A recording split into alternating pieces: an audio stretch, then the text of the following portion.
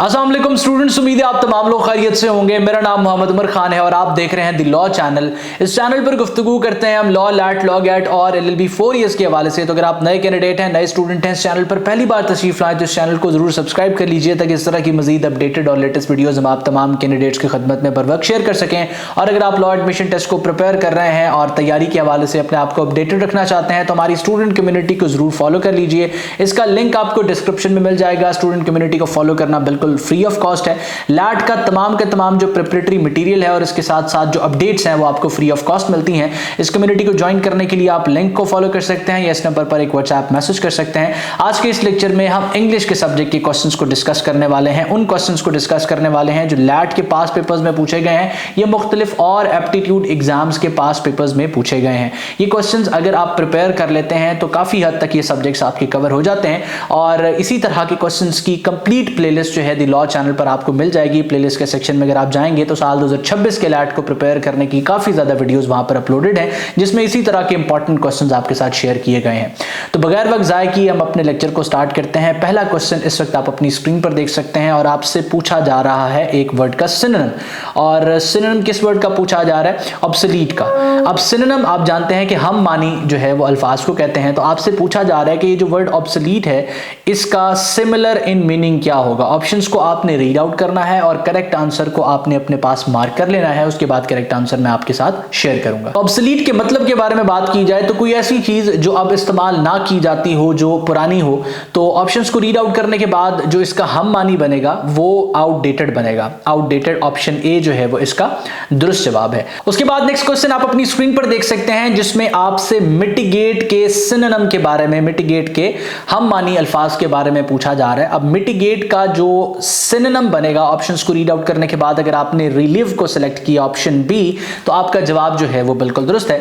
उसके बाद next question आप अपनी स्क्रीन पर देख सकते हैं जिसमें आपसे प्रूडेंट का सिनोनिम पूछा जा रहा है। प्रूडेंट का हम मानी अल्फाज आपसे पूछा जा रहा है। ऑप्शंस को रीड आउट करने के बाद अगर आपने वाइज को सिलेक्ट किया ऑप्शन बी तो आपका जवाब जो है वो बिल्कुल दुरुस्त है। उसके बाद सिनोनिम पूछा जा रहा है आपसे मेटिकुलस का। अब मेटिकुलस का हम मानी अल्फाज जो है वो आपने सिलेक्ट करना है। सिमिलर इन मीनिंग जो है वो सिलेक्ट करना है। अगर मेटिकुलस के सिनोनिम के तौर पे आपने केयरफुल को सिलेक्ट किया है ऑप्शन बी तो आपका जवाब जो है वो बिल्कुल दुरुस्त है। और अगर आप 12 अप्रैल 2026 के लॉ एडमिशन टेस्ट को प्रिपेयर कर रहे हैं तो आप तैयारी के लिए हमारा प्रिपरेटरी बैच ज्वाइन कर सकते हैं जिसपे आप तमाम स्टूडेंट्स के लिए इस वक्त हम 50% डिस्काउंट ऑफर कर रहे हैं।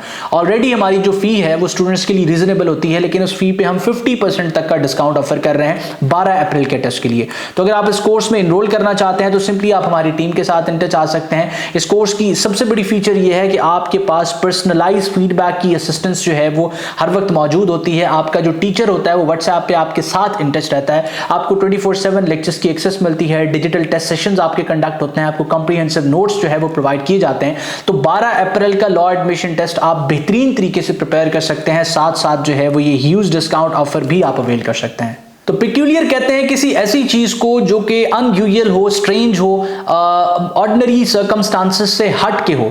तो ऑप्शंस को रीड आउट करने के बाद अगर आपने स्ट्रेंज ऑप्शन बी को इसके करेक्ट आंसर के तौर पे मार्क किया है तो आपका जवाब बिल्कुल दुरुस्त है। उसके बाद नेक्स्ट क्वेश्चन आप अपनी स्क्रीन पर देख सकते हैं जिसमें रिलेंटलेस जो है इस वर्ड के सिनोनिम को हम मानी को पूछा जा रहा है। अब रिलेंटलेस कहते हैं किसी ऐसी एफर्ट को, किसी ऐसी चीज को जो कि ना रुकने वाली हो, कंसिस्टेंसी के साथ हो रही हो।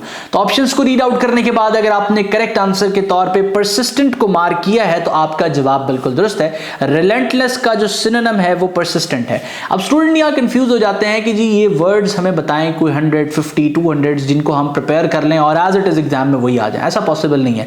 आपके साथ ये जो लेक्चर्स हम शेयर करते हैं इसका किसी हद तक जो है वो पर्पस ये होता है कि आपके साथ इंपॉर्टेंट क्वेश्चंस, इंपॉर्टेंट वर्ड्स जरूर शेयर किए जाएं लेकिन ओवरऑल इंग्लिश के सब्जेक्ट में वो बेसिकली आपकी वोकैबुलरी टेस्ट करना चाहता है कि आप कितने वर्ड्स को जानते हैं। देखिए कोई भी जो लैंग्वेज है ना वो मुख्तलिफ अल्फाज का मजमुआ है और आप जितने ज्यादा वर्ड्स से, उनके इस्तेमाल से, उनके जो है वो मानी से वाकिफ होंगे इसका मतलब यह है कि आप उतनी ही जो है वो कमांड उस लैंग्वेज के ऊपर रखते हैं। तो नेक्स्ट क्वेश्चन की तरफ हम चलते हैं। तो आपने प्रिपेयर इसी इंटेंशन से करना है कि ज्यादा से ज्यादा वर्ड्स को आप समझ लें ताकि एग्जाम में और उसके बाद फिर ये आपकी वोकैबुलरी का हिस्सा रहे। ऑप्टिमिस्टिक वर्ड है और यहां पर पर इसका एंटोनिम पूछा जा रहा है। इंग्लिश के सेक्शन में सिनोनिम्स और एंटोनिम्स को सॉल्व करते हुए आपने एक चीज का ख्याल रखना है कि आपसे सिनोनिम पूछा गया है या उसका एंटोनिम पूछा गया है, मुतजाद पूछा गया है या मुतरादिफ पूछा गया है, ये आपको जरूर पता हो। क्योंकि अगर आप इसको नहीं रीड करेंगे, सिंपली वर्ड को रीड करने के बाद अगर उसने सिनोनिम पूछा और आप एंटोनिम को हाईलाइट कर देंगे तो आपने चाहे दुरुस्त अपनी तरफ से सिलेक्ट किया हो लेकिन आपका स्कोर कट जाएगा। तो ऑप्टिमिस्टिक कहते हैं किसी ऐसी चीज को जो कि पॉजिटिव हो। अब अगर मैं इसको एंटोनिम को गौर में ना रखूं तो मैं होपफुल पे सिलेक्ट करके आगे चला जाऊंगा। लेकिन इसने आपसे यहां पर पूछा है इसका उलट, तो ऑप्टिमिस्टिक का जो ऑपोजिट बनेगा, जो एंटोनिम बनेगा, वो पेसिमिस्टिक, ऑप्शन बी जो है वो इसका दुरुस्त जवाब बनेगा। उसके बाद नेक्स्ट क्वेश्चन आप अपनी स्क्रीन पर देख सकते हैं जिसमें आपसे एंटोनिम पूछा गया बेनोवोलेंट का। तो जो वर्ड बेनोवोलेंट है इसके एंटोनिम को अगर हम देखें तो ऑप्शन सी बेनोवोलेंट जो है वो इसका दुरुस्त जवाब बनेगा। नेक्स्ट एरोगेंट, वर्ड एरोगेंट कहते हैं किसी ऐसे शख्स को कहेंगे जो कि मगरूर हो। तो एरोगेंट का आपसे उलट पूछा जा रहा है, एंटोनिम पूछा जा रहा है। तो हम्बल, ऑप्शन बी जो है वो इसका दुरुस्त जवाब है। उसके बाद नेक्स्ट क्वेश्चन आप अपनी स्क्रीन पर देख सकते हैं जिसमें वर्ड स्कैर्सिटी आपको दिया गया है और इसका उलट आपसे पूछा जा रहा है। अब स्कैर्सिटी कहते हैं किसी भी ऐसी चीज को जिसकी आपके पास शॉर्टेज हो, जिसकी आपके पास कमी हो, जिसका कहत हो। तो ऑप्शंस को रीड आउट करने के बाद इसका जो उलट बनेगा, एंटोनिम बनेगा, वो अबंडेंस बनेगा। अबंडेंस कहते हैं किसी ऐसी चीज को जो आपके पास ज्यादा तादाद में मौजूद हो। नेक्स्ट वर्ड आपको दिया गया वेग। अब वेग कहते हैं कोई भी ऐसी चीज जो कि क्लियर ना हो, जो कि मुबहम हो, अनक्लियर हो, आपको समझ में ना आ रही हो, उसके अंदर तमाम की तमाम तफसीलात उसकी वजाहत के लिए जो जरूरी है वो शामिल ना हो, तो ऐसी चीज को हम वेग कहते हैं। तो इसका उलट क्या बनेगा? इसका उलट डेफिनेटली कोई ऐसी चीज बनेगी जो कि क्लियर हो, जिसके अंदर वजाहत मौजूद हो, जो मुबहम ना हो। तो प्रिसाइज जो है वो इसका दुरुस्त जवाब बनेगा। ठीक है। उसके बाद नेक्स्ट क्वेश्चन आप अपनी स्क्रीन पर देख सकते हैं, वर्ड ट्रांजिएंट का जो है वो एंटोनिम आपसे पूछा जा रहा है। अब इस वर्ड का मतलब है कोई ऐसी चीज जो कम वक्त तक आप इस्तेमाल कर सकते हैं, जो बड़े ही महदूद अरसे के बाद खत्म हो जाए।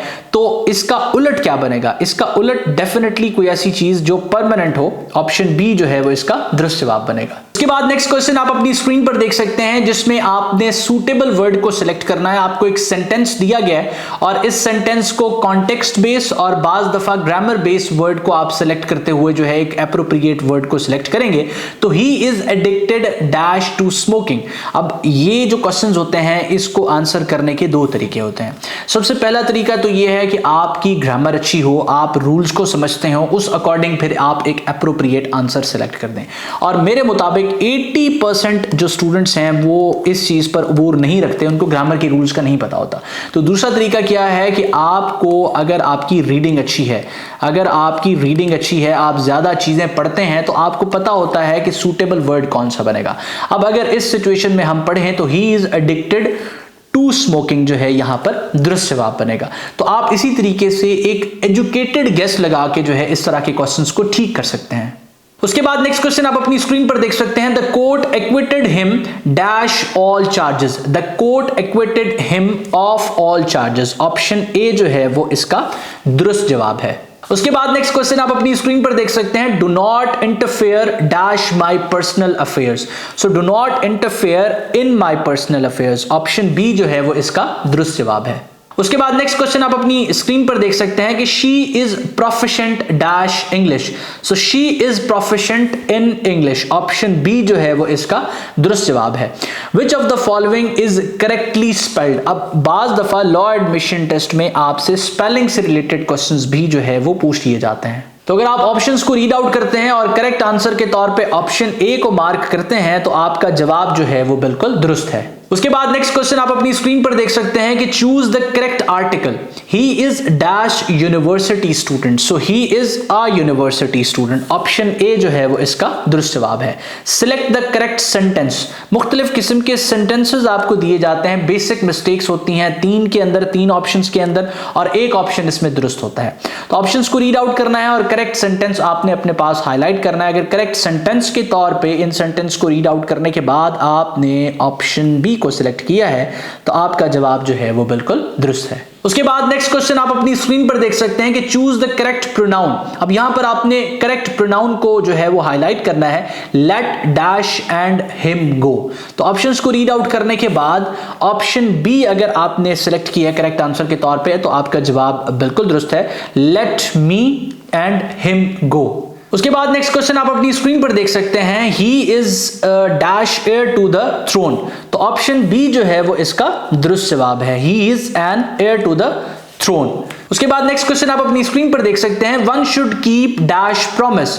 तो one should keep one's promise, one's promise. Option C जो है वो इसका दुरुस्त जवाब है। उसके बाद नेक्स्ट क्वेश्चन आप अपनी स्क्रीन पर देख सकते हैं, each of the girls dash a prize, each of the girls receives a prize. Option B जो है वो इसका दुरुस्त जवाब है। क्वेश्चन नंबर 25 आप अपनी स्क्रीन पर देख सकते हैं, he has been living here dash 2010, since 2010, since 2010। Option C जो है वो इसका दुरुस्त जवाब है।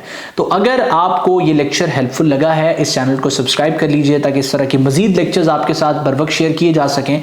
और अगर आप प्रिपेयर कर रहे हैं लॉ एडमिशन टेस्ट को तो आप अपनी तैयारी के लिए द लॉ अकेडमी के कॉम्प्रिहेंसिव लैट प्रिपरेटरी बैच पर भी रिलाई कर सकते हैं। उस सूरत में आप तमाम स्टूडेंट्स को जो है वो 25% डिस्काउंट ऑफर किया जाएगा। और इसके साथ साथ अगर आप किसी किताब की जो है वो तलाश में है तो आप एलिमेंट्स ऑफ लैट के लेटेस्ट 12th एडिशन पर रिलाई कर सकते हैं, इससे भी आप फैसिलिटेट हो सकते हैं। मैं उम्मीद करता हूं ये लेक्चर आपके लिए हेल्पफुल रहा। अपना बहुत सारा ख्याल रखिएगा, दुआ में मुझे और मेरी टीम को जरूर याद रखिएगा। अल्लाह हाफिज़।